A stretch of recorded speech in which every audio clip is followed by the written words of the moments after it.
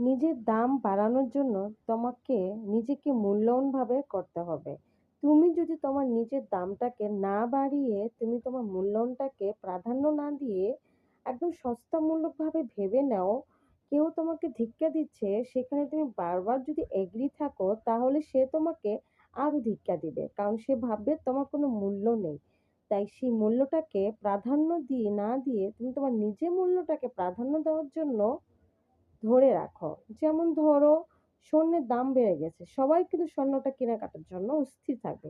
দাম যদি কম থাকে তাহলে কিন্তু ওয়েট করবে, আরেকটু পর কিনবো, আরেকটু পর কিনবো, এটা স্বাভাবিক, অস্বাভাবিক কিছুই নয়। পূর্ণিমার চাঁদ সহজে কিন্তু দেখা যায় না, ধরা দেখবে তুমি, টাইম ধরে রাখবে, সেটা কিন্তু হবে না। হঠাৎ করে তোমাকে পূর্ণিমার চাঁদ দেখা দিবে, তার জন্য তোমাকে ওয়েট করতে হবে।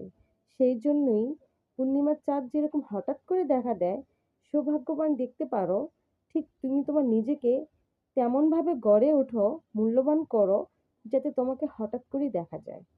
নিজেকে একটা মূল্যায়ন দেওয়ার চেষ্টা করো।